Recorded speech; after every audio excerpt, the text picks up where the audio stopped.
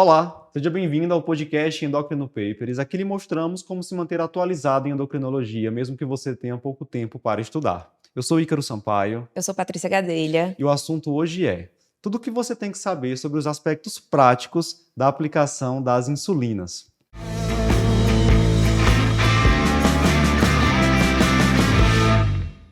Patrícia, quando a gente prescreve um esquema de insulinoterapia, por mais que aquilo esteja bem ajustado às necessidades do paciente, isso não quer dizer que na prática vá dar certo. Sim, Tem muitos fatores envolvidos, não é mesmo? sim.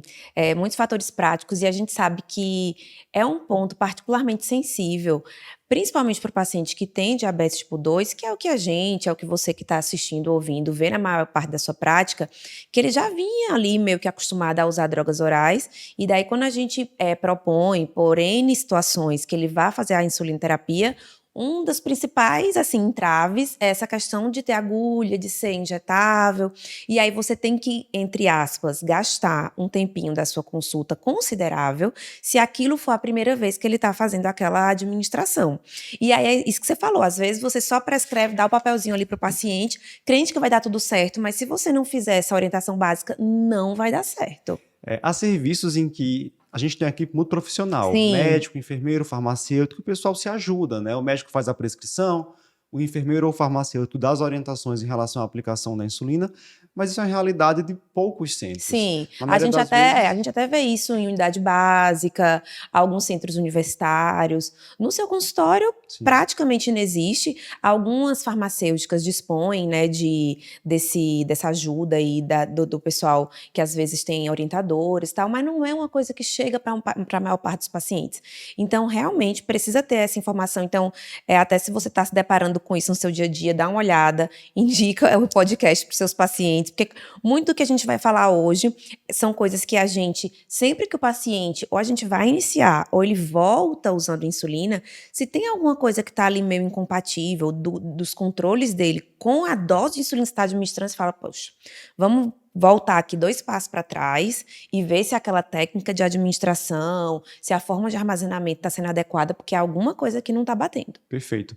E esse é um tema que vai acabar alcançando não só os colegas médicos, mas também enfermeiros, Sem né? Todo dúvida. mundo que participa ali dos cuidados, Cuidadores, sim, sem cuidadores. dúvida. Exatamente. Vamos começar então falando sobre apresentações das insulinas. Quais são as apresentações que a gente tem hoje no mercado? Então, as insulinas, a gente não está falando dos tipos da insulina, tá? Tipos de insulina, a gente vai ter outro podcast, já teve, eu acho, falando sobre insulinas rápidas, ultra rápidas, lentas, mas praticamente todas elas vêm em 2 apresentações gerais aqui no Brasil. Então, a gente tem as apresentações em frasco ampola, que são muito disponíveis no SUS, certo? Que vão ter ali frascos de 3 ml, tem outros maiores.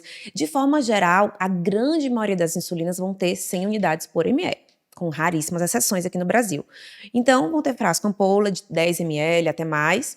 E as canetas essas que podem ser descartáveis, e essas canetas vão ter ali também um refil ali descartável de 3 ml, então 100 unidades por ml vão ter 300 unidades de insulina em cada caneta, mas também existe a possibilidade de outras canetas que não são descartáveis, são canetas inteligentes, canetas assim que são mais duráveis, na qual você só troca o refil da insulina, que são refis também das mais diversas formas, desde insulina regular, insulina NPH, até análogos de insulina também tem refil para você colocar lá nas canetas. Lembrando que, de forma geral, cada produtora de insulina vai ter uma caneta que seja uma caneta descartável específica, e os refis de cada insulina também só vão ser compatíveis, uma insulina X, só vai ser compatível com a caneta da insulina daquela farmacêutica também. Então é importante saber a insulina que o paciente está usando, para que ele não troque e marque, às vezes aquele refil não vai caber na caneta que ele tem. Excelente. E para cada apresentação dessa, a gente tem um tipo de agulha que pode ser utilizado, né? Sim. No caso das seringas, os pacientes que usam frasco ampola de insulina, que é o que está disponível na unidade básica de saúde, por exemplo, ele vai ter que fazer essa aplicação necessariamente com seringa. Sim. E essa seringa, ela pode ser de 30 unidades, de 50 ou de 100 unidades. Sim. Isso é importante porque a seringa, por exemplo, de 100 unidades, ela vai de 2 em 2 tracinhos. Isso. Então, isso não permite aplicar uma dose ímpar de insulina, Isso, certo? importantíssimo. Enquanto aquelas seringas de 30 e de 50 unidades, vai de 1 em 1. Isso, que você não são as conseguiria. mais fáceis de encontrar. Então, outra coisa importante, muitas vezes o paciente não sabe. Então, a gente sempre pede para começar a aplicação na segunda vez que ele vai voltar, traz os seus insumos, traz a tua seringa para a gente ver como é que ela é. A maioria vai ser aquelas de 100 unidades. Então, e até a gradação, ela vem naquelas medidas que às vezes com o tempo vai ficando até difícil de ver. Sim. Então, vem de 2 em 2 unidades, o paciente ele pode ter muita dificuldade visual, você não vai poder prescrever doses ímpares, e aí é importante saber qual é o insumo ali que ele dispõe, se é de 30, 50 ou 100 unidades. Tem paciente com dificuldade até de colocar uma dose quebrada, por exemplo, 16, né? Ele Isso. consegue colocar bem o 10, o 20, Isso. mas quando você coloca ali no meio, se enrola um pouquinho, Isso, né? e isso tudo influencia, porque Claro. veja,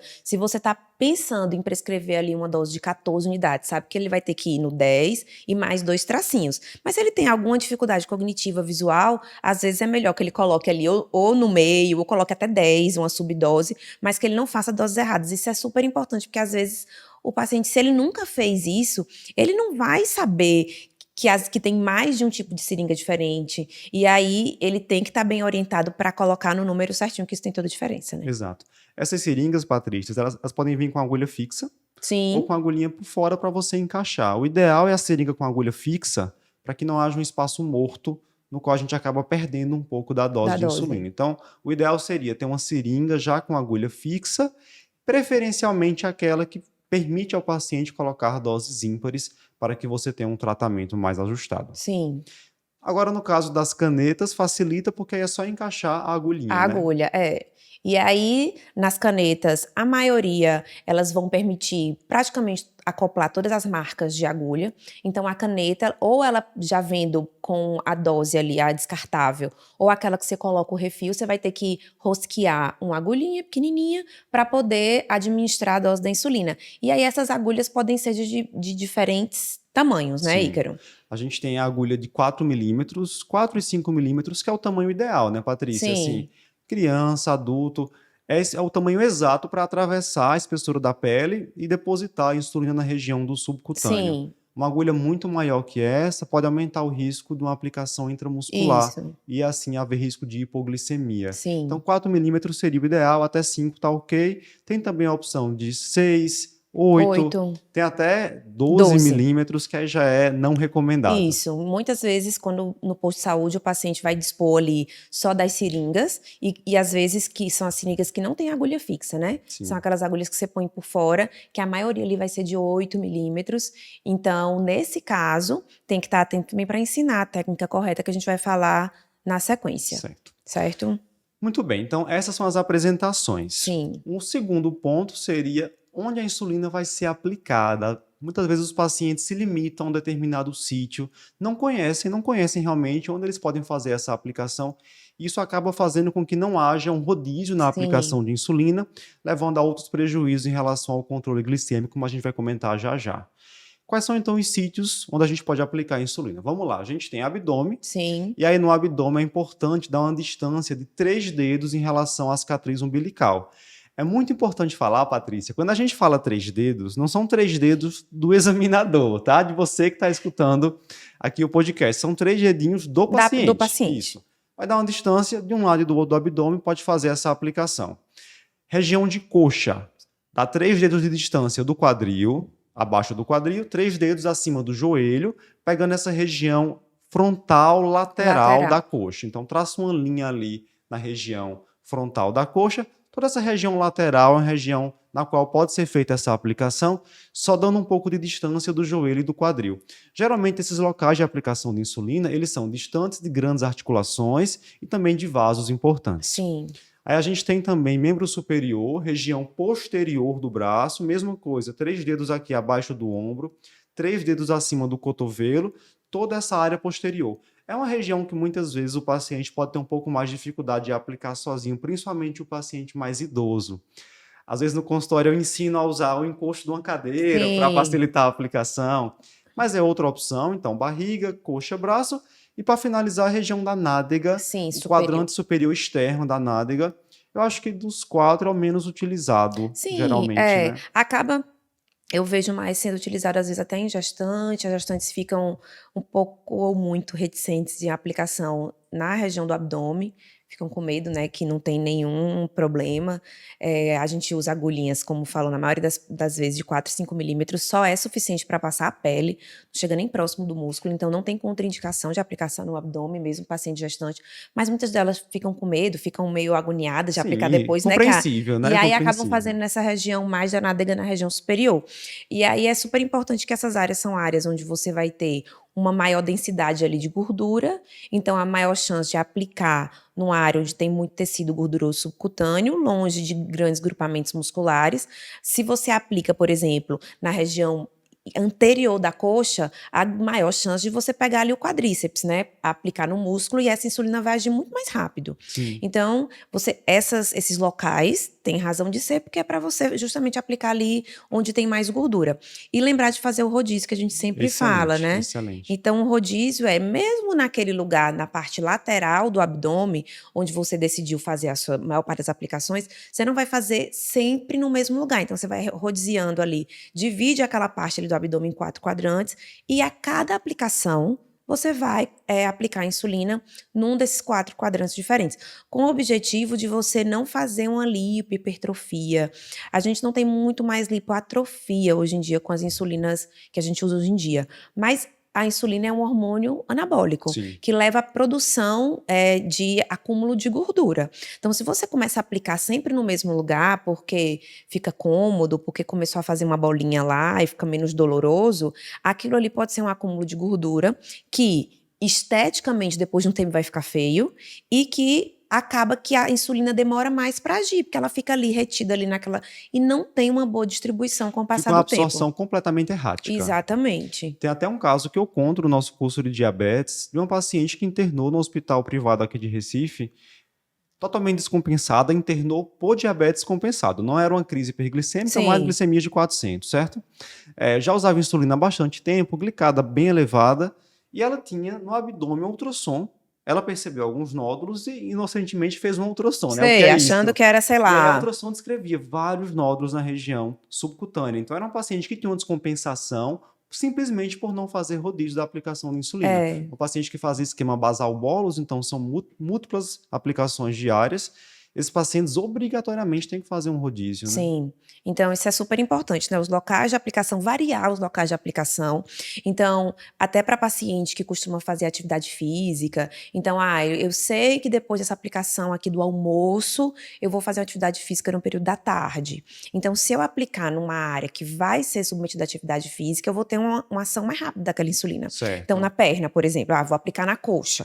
Então, se eu for fazer uma atividade física que eu vou usar muita perna, talvez seja melhor aplicar no Ciclismo, braço. Ou então vou treinar membro inferior na ok. academia. Então, nesses casos, são refinamentos ali de ensinar para o paciente que em determinados momentos vale a pena aplicar em outros locais. Uhum. Mas, de forma geral, o mais indicado é que haja um rodízio ali de todos esses locais que a gente comentou. Tanto coxa, quanto região de flanco, né, que a gente chama, abdômen e membro superior. Eu já vi o pessoal fazer em unidade de saúde uns cartões com caixa de papelão que Sim, você faz, por exemplo, 8 furinhos e mostra ao paciente aqui, ó, atrás do braço. 8 locais onde você pode fazer onde a é possível aplicação fazer, né? para ir realizando esse rodízio. Depois na coxa, a mesma coisa.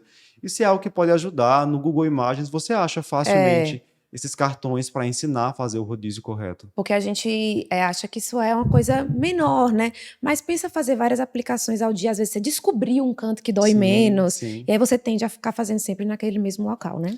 Muito bem, então o pessoal já entendeu onde deve ser aplicada a insulina, mas agora vai a principal parte, que é a técnica de aplicação, né? Muitas vezes o paciente tem esse conhecimento do tipo de insulina que está utilizando, onde vai ser aplicado, mas na hora de aplicar ele se enrola e aí a partir daí que a gente tem um descontrole da É, doença. a técnica de aplicação é uma coisa que a gente sempre revê, né? Quando deveria rever sempre, em toda consulta do paciente insulino dependente, mas a gente acaba revendo mais quando tá tendo aquela situação que a gente falou no começo. Poxa, não tá batendo aqui. Ou o paciente está fazendo muita hipoglicemia com pouca dose, ou tá com uma dose cavalar de insulina e parece que ela nem tá atuando. A gente precisa rever essa técnica de aplicação, tanto locais, né? Não é incomum a gente ver os locais mais esdrúxulos que os pacientes aplicam insulina, mais esdrúxulos, assim, desde quase dentro da articulação, Aham. mas a gente tem que revisar a técnica. Então, tudo começa lá, escolher o local, fazer uma breve higienização com álcool 70% ali do local onde vai aplicar, e aí, dependendo se for com seringa ou se for com caneta, se for com seringa, então depois a gente até vai falar das misturas que podem ser feitas, mas levando em consideração que é um tipo de insulina lá análogo, que é o que a maioria das pessoas usa, e escolher o lugar, se for na seringa, o paciente vai colocar a agulha, e essa agulha, preferencialmente, deveria ser uma agulha para cada aplicação de Sim. insulina. Na prática, a gente fica muito satisfeito se o paciente fizer uma agulha por dia, porque não é só ele que vai usar essa agulha durante a vida inteira, não vai ter contaminação cruzada, não vai. Mas a cada uso dessa agulha, ela vai se tornando mais romba. Então, se eu uso uma agulha 5, 10 vezes, acaba que ela vai ficando mais romba, igual uma faca que vai perdendo o seu corte e vai começando a doer muito essa aplicação. Além, claro, de aumentar o risco de contaminação, E o né? risco de lipodistrofia. Também. Então, uma agulha por aplicação, e aí depois de selecionar esse local onde você vai aplicar, então a maioria das pessoas no abdômen, deve ser, se for utilizado as agulhas menorzinhas, que é o que a gente mais recomenda, de 4 ou 5 milímetros, colocar a caneta ou a seringa no ângulo de 90 graus, a dose selecionada e aplicar a insulina contando até 10 ali, para que todo aquele conteúdo entre no subcutâneo. Então, não pode aplicar e tirar ao mesmo tempo, senão vai ficar pingando lá a insulina do lado de fora. Então, conta até 10, 1, 2, 3, 4, 5, 6, 7, 8, 9, 10 e retira. Assim que retirar, tira a agulha, coloca lá no local de descarte adequado, que geralmente pode ser ou aqueles que a gente compra mesmo, ou então pode ser até uma De garrafa amaciante. PET ou de amaciante que o paciente depois vai descartar no centro de saúde. E, ok, tá aplicado. Isso, se for com aquelas agulhinhas pequenininhas, não tem necessidade de fazer aquela prega, né? Sim. Que durante muito tempo a gente orientava os pacientes. A prega nada mais é para você aumentar a quantidade de tecido gorduroso. Então, se eu estou fazendo uma agulha pequenininha, de 4 a 5 milímetros, é suficiente só para passar a espessura da pele, da epiderme ali. Então, na grande maioria das pessoas, você não vai precisar fazer prega com Exato. essas agulhas pequenininhas.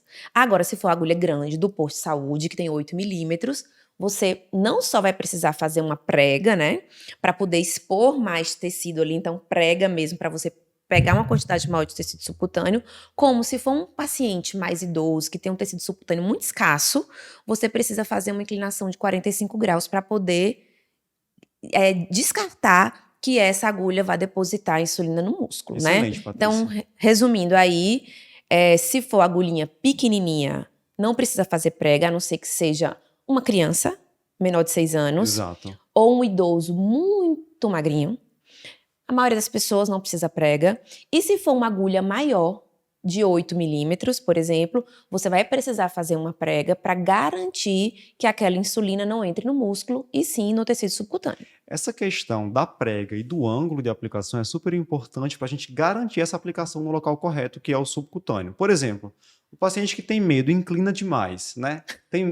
Vai ali no Sim, intradérmico. Então, essa aplicação intradérmica retarda a absorção de insulina e o paciente faz uma hiperglicemia.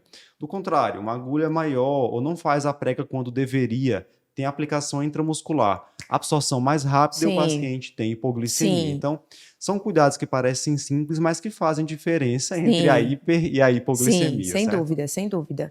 E aí, se disponível, que inclusive em muita unidade básica de saúde atualmente está sendo disponibilizado canetas de insulina, insulina regular, insulina LPH, estão sendo disponibilizadas para pacientes mais idosos, para pacientes com dificuldades visuais, para crianças e adolescentes, estão sendo disponibilizados pelo SUS.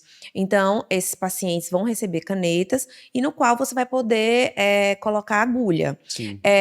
Fica menos custoso até para esse paciente comprar uma agulha menor, porque você compra lá uma caixa que tem 100 agulhas, e aí se ele conseguir comprar uma agulha menor, facilita essa aplicação, porque ele não vai ter que ficar pensando em prega, em ângulo, é menos doloroso também, então sempre dá preferência, se possível, para as agulhas menores.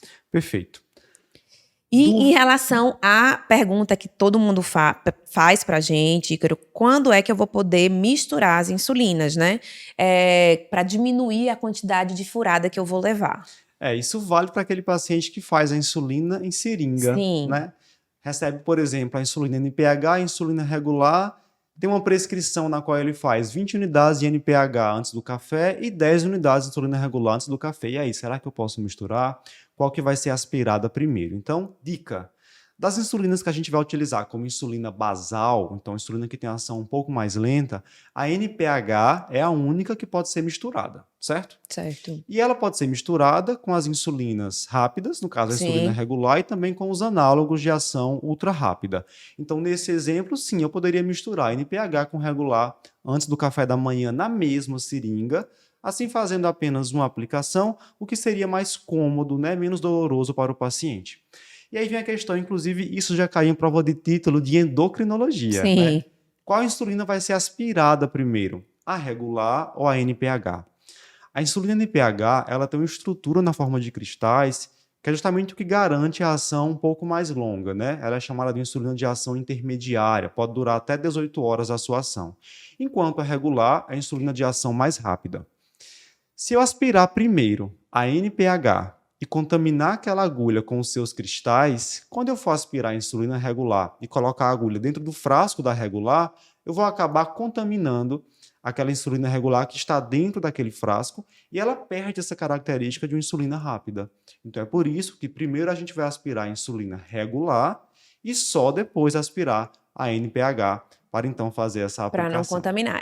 Assim, a gente explica para os pacientes, né? A insulina regular, ela é uma insulina que parece uma água transparente e a insulina NPH, ela é uma insulina leitosa. Sim. Tanto que ela precisa ser homogeneizada, então isso é uma das principais coisas que os pacientes esquecem de fazer, de pegar a insulina NPH, ela tem esses cristais que ficam lá embaixo, né? Assim, depositados. Então, antes da aplicação, você precisa pegar, colocar ela dentro, assim, na mão e fazer com uma mistura 20 vezes, né? Movimento de rolamento, Para né? poder que ela seja homogeneizada. Então, para facilitar para o paciente não esquecer, a gente fala que uma é leitosa e a outra é uma transparente, tipo água. Que se a gente não pode colocar aquele leite dentro da transparente, senão vai sujar a transparente e aquela transparente perde a sua característica de ser uma insulina mais rápida. Sim. Então, sempre aspirar primeiro a regular ou as ultra rápidas e depois a NPH. Que aí é um jeito do paciente ter isso na mente e não errar aí nessa aplicação, né? Isso quando ele vai precisar fazer as duas insulinas ao mesmo tempo. Massa. Patrícia, uma pergunta que o paciente sempre faz quando a gente inicia a insulina é em relação ao armazenamento, né?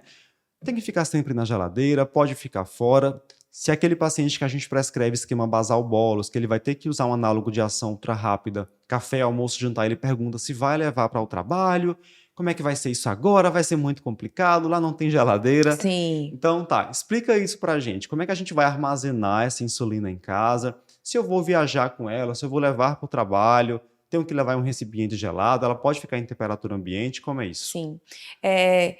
Todas as semanas eu faço um ambulatório específico de diabetes tipo 1, então todas as semanas eu recebo paciente que não estava fazendo determinada aplicação porque não sabia que a insulina poderia ficar fora de refrigeração no período ali do almoço. Então, ele não levava a insulina para o almoço, porque era um trombolho muito grande levar uma coisa lá refrigerada, tarará, todas as semanas. Então, e toda a vida que a gente fala isso, sempre tem várias pessoas que falam, não sabia, nunca... Então, assim, é uma coisa básica, mas que falta muito essa informação para os médicos e para os pacientes usuários de insulina. Então, veja, quando você vai comprar uma insulina na farmácia, inclusive interessante saber, ela tem que estar lá refrigerada, certo? Entre 2 e 8 graus, não pode estar congelada. Então, você também, porque perde a sua eficácia. Então, ela tem que estar refrigerada. Se você vai comprar ou se você vai pegar lá na farmácia do estado, no SUS, aquela quantidade de insulina que vão ser os seus insumos mensais, então você vai precisar levar ali uma estruturazinha que tenha aquelas baterias de gelo refrigerado, que você vai pegar várias insulinas para levar para sua casa, vários frascos, várias canetas. Então ela vai ser armazenada refrigerada. Uma vez que você abra a sua insulina de uso pessoal agora, que é essa que eu vou começar a usar a partir de hoje, Essa daqui pode ficar fora da geladeira, a maioria delas por até 30 dias, desde que numa temperatura ambiente, até 28, no máximo 30 graus. Então, se a sua cidade sempre está acima de 30 graus, é a exceção, né? Vai ter ali a audiência lá Mora em de Teresina, Teresina. que vai dizer, não, aqui então, aí só lamento. Mas para a maioria das pessoas, até 30 graus, você pode ficar com essa sua insulina na sua bolsa, na sua mochila, ela não pode ficar exposta ao sol. Você não vai deixar lá em cima do carro recebendo, aí perde a validade. Aham. Mas se você abriu essa insulina, é a que você está usando, você vai usar ela pelos próximos 15 dias, ela pode ficar no seu quarto, ela pode ficar na sua bolsa, na sua mochila, e ela vai ficar válida pelos próximos 28 a 30 dias. E aí as outras que estão fechadinhas, lacradas na caixa que você nem usou ainda, você deixa na geladeira, de preferência longe do congelador, e que não fique na porta da geladeira, porque na hora que você ficar abrindo e fechando a porta, fica com muita variação de temperatura. Então deixa lá nas prateleiras ali mais baixas, no fundo da geladeira, para armazenar aquelas que não estão em uso.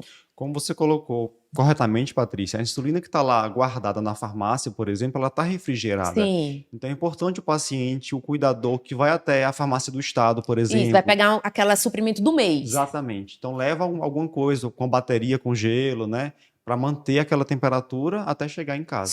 Só nesse momento. Depois que abriu, então Uhum. essa daí vai ficar valendo pelos próximos 30 dias, que é, com certeza, o tempo que muitos dos pacientes vão acabar com aquela caneta muito antes de 30 dias.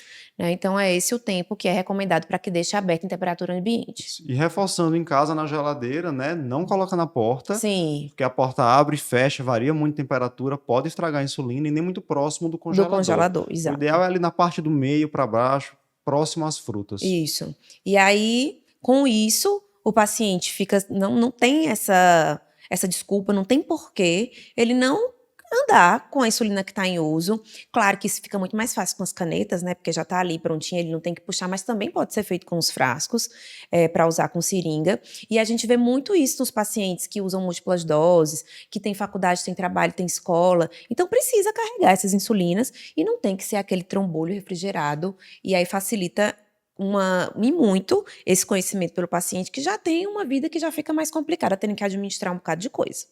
Excelente, Patrícia. Acho que a gente conseguiu abordar aqui os principais tópicos, né, para facilitar a vida de quem cuida de pacientes que fazem uso de insulina. Então, você que está acompanhando a gente, se você gostou desse podcast, aprendeu algo novo, vai conseguir colocar algo em prática, compartilhe ele com seu colega médico, enfermeiro, cuidador, para que ele possa prestar uma melhor assistência aos pacientes que fazem uso de insulina. Até a próxima! Tchau, tchau, gente.